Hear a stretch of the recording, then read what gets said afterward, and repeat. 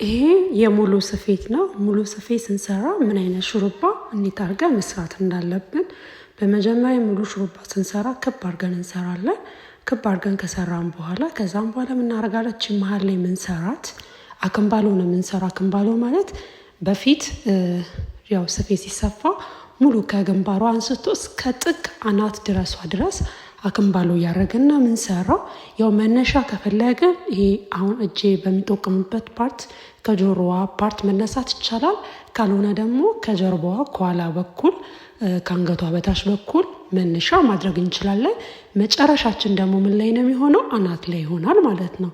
ይሄ አሁን የአሻንጉሊቷ ፀጉር ምክንያቱም ያው መሀል ላይ ትንሽዬ ፀጉር ብዛት ስለሌላት ነው እንደዚህ ክፍተት የፈጠረው።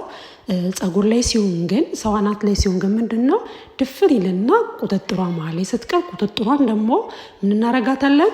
እንዳከንባሉ አድርገን በዛ በጨረስነው መሀል ላይ ክፍተት መሀል ላይ እንሰፋለን ማለት ነው። ሹሩባ ይሄንን ይመስላል። የቀረችውን ቁጥጥር ደግሞ በአናቷ መስመር ጋር በክፍተት ውስጥ እንሰፋለን ማለት ነው። ይሄን ይመስላል።